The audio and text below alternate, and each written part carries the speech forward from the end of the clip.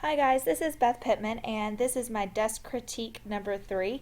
My project title is Beating the Test, Test Taking Strategies. So to give you a little context about my project, a little background information, I teach at a small or mid-sized school in southern Hall County. We have a highly diverse population and our school is currently struggling with its CCRPI score. For those that are not in K through 12 education, the CCRPI score is what has replaced adequate yearly progress in the No Child Left Behind Act. And West Hall is currently struggling and on the alert school list because of our CCRPI score. So why did I consider or focus my project on test taking strategies? Our low CCRPI score is a direct result of our achievement gap with our lower 25%. A great portion of the CCRPI score is determined on test scores, specifically end of course tests that are given in math, English, and science and social studies. I believe that a lot of our problem with our test scores are not necessarily the content on the test, but rather students really need a background on how to take a test, how to use the test to help them answer questions, how to be successful taking the test. We use USA Test Prep a good deal in our school, but I really feel like we needed to go beyond just the content of the test. So why test taking strategies? I wanted to create a project first of all. I'm a teacher through and through. I know this class focuses a lot on design, but at the end of the day, I teach kids, and I wanted to come up with something that would be useful to my students and to my school. And I feel like this project is something that hits at the heart of where we are as far as our mission and what we're looking to do to improve our school this year. I wanted this project to be able to supplement instruction across the school that's already happening in the school. So an English teacher can use it just as easily as a math teacher or a social studies teacher. And I also wanted to do something to help kind of address these new Georgia milestone tests that not only teachers have anxiety about, but students do too, because we don't have a good understanding of what these tests are like right now. So my course objectives, or what I want my students to know at the end of the course, is how do I prepare for test day?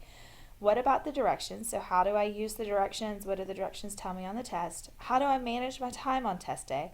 Should I guess? And if so, and what do I do with hard questions? These are my focal objectives, and from there I'm going to develop instruction around these ideas.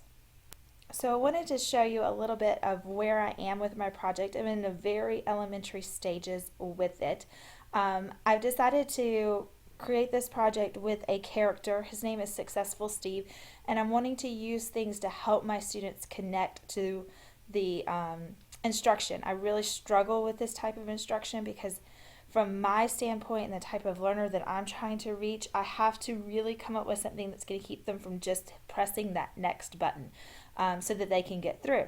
They're not going to be completely engaged in this. They're not necessarily the type of student that I work with isn't necessarily going to buy into this. So my design and what I'm doing is going to have to engage them and want them to actually see the information that they have there and want to learn it. And so I felt like creating some personal connection by using images they recognize and making them think about things that they see every day is really important. So you can see this is the start of my project, and Successful Steve comes in on the front of our school building. In the background, this is our marching band playing a tune that the students frequently hear throughout football season. And I hoped by doing this that I would set the scene and at least get their attention so that they would know, okay, this is about me and about my school, and they can connect to the type of music that they're hearing and what they're seeing. When you click enter, this is the inside of our school. And the voice that actually here is one of my students' voices, and I felt like having them see this accountability banner that they see every day but really haven't connected to or understand why is there would help maybe set the foundation to why they are going to engage in this type of learning. Is the foundation of our mission here at West Hall. Part of this idea is that as Spartans, we are accountable for success academically and must do our part to ensure that our school is performing well. And so you can see here, continue to build on that idea of accountability and what they've been hearing all semester or all year from our principal, and help developing that idea. And the course is just, it continues to develop, and successful Steve, or Spartan test taker here, goes on to the journey as to why would I be accountable to this, and then each of these buttons then develops and gives explanation from that point.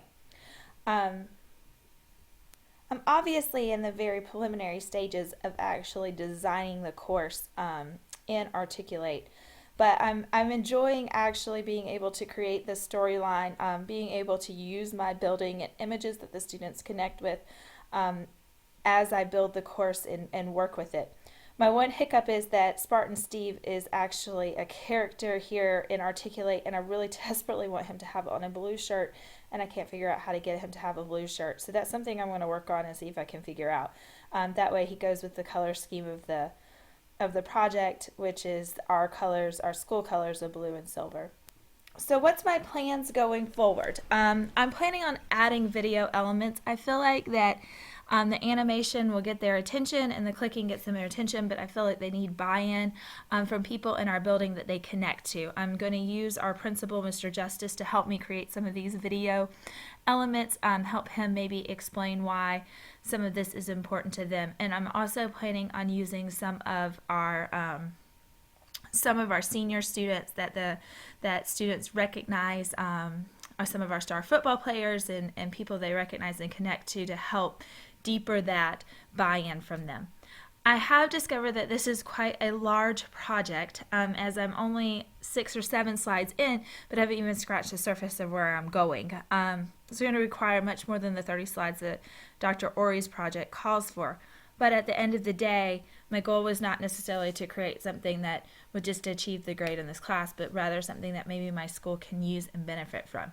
I've also originally thought this was like a 1 class period kind of experience for students, but I'm thinking that I'm going to develop it to be more of a 2 period experience, and I'm looking to add elements for there to be a face-to-face teacher involvement, so the teacher can stop them in the instruction and they can have involvement with that interaction. I really have concern that without that element, what's going to keep my less motivated students from just clicking through and not actually getting the information that I want them to get. And so I'm really working on designing this instruction to address that concern.